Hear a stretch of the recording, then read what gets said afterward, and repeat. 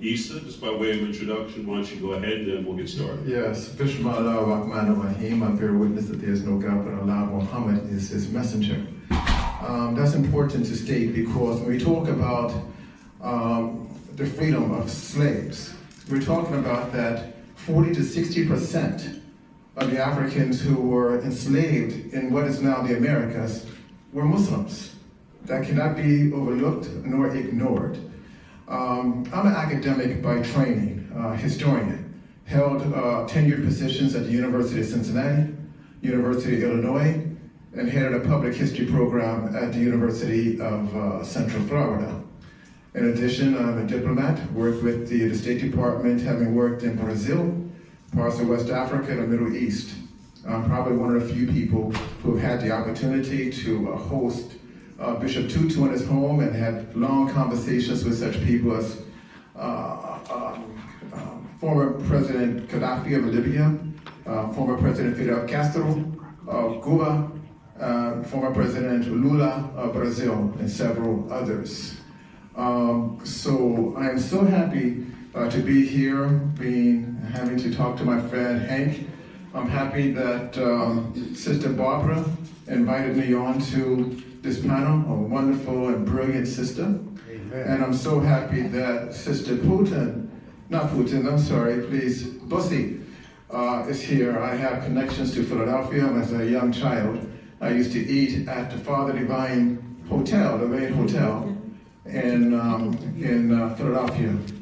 Some of you who don't know Father Divine, he is a historical figure that you should study and understand. One of the most brilliant architects of liberation that we have in our country. Yes. Thanks, Issa. And I'm also an imam for the Balau Islamic Center.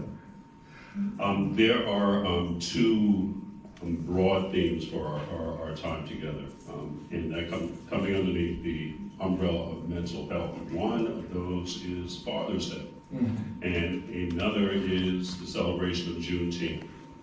Taking Father's Day first, can you just talk about what Father's Day means to you? Well, first I have to look at E. Franklin Frazier, a great sociologist, who wrote a manuscript in the 1930s called The Negro Family.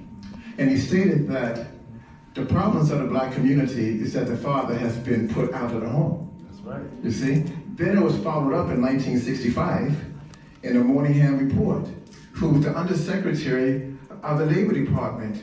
And he wrote a report that stated that the welfare system has destroyed the black family.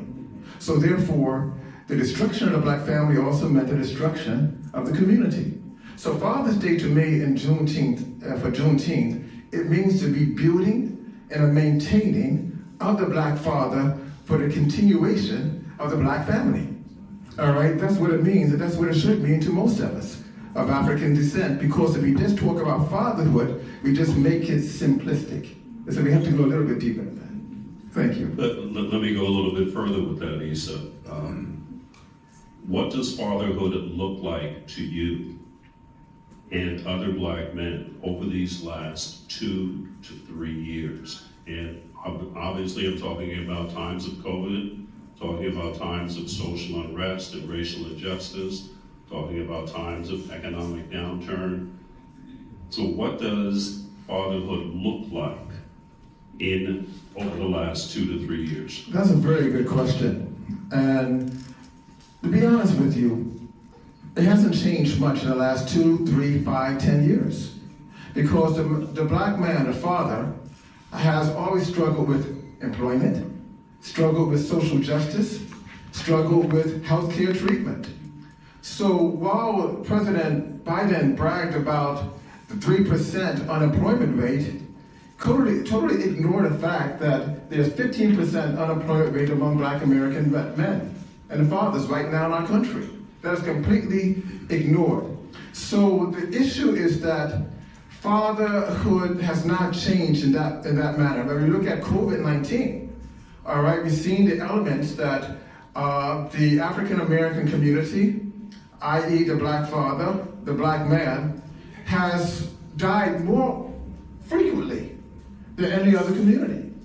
And how's that? Well, one, when they go to the hospital, right?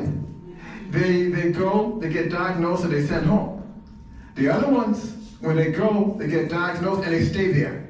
So there's a greater element that they can beat the COVID. That's why if you look at the last couple of months and you see programs on television where somebody is clapping and happy and cheering because someone has beat the COVID system in a hospital, how many have seen African American men in that role when you look at television? You don't see them. You follow me?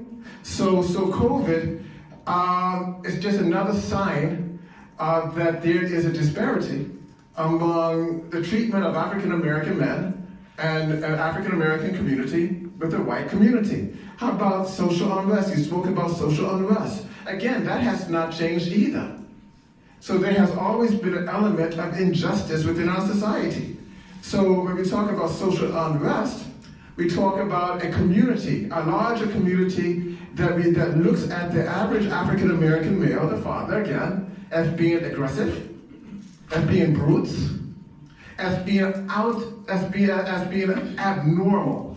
So when you have that element, you have a system that treats them in that manner. So therefore, there's a wrong and there's a negative treatment of them in the judicial system that says that they must be apprehended, controlled, polarized, and put in place. That hasn't changed. All right, when we talk about economic distress, we see that during the past year, the African American male, because he's unemployed, more so than any other group, that means his credit score is lower.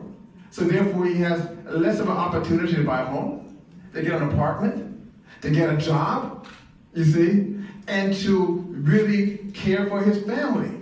So let's don't put it like, well, this is new, because when we say that, oh, how has it changed in the last 2 to 3 years, it gives the impression that before the last 2 or 3 years, everything was normal. And everything hasn't been normal. There was a point that you made in your comments about data, and it went by kind of quickly. And I'm sorry. I wanted to bring it back to everyone's attention, where you referenced that President Biden had expressed 3% with regard to unemployment rate.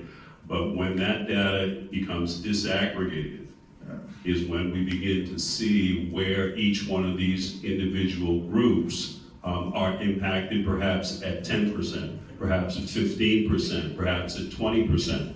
So when we hear those types of data points, in my work, it's always important to be sure to ask whose voice is this representing and who's being left out.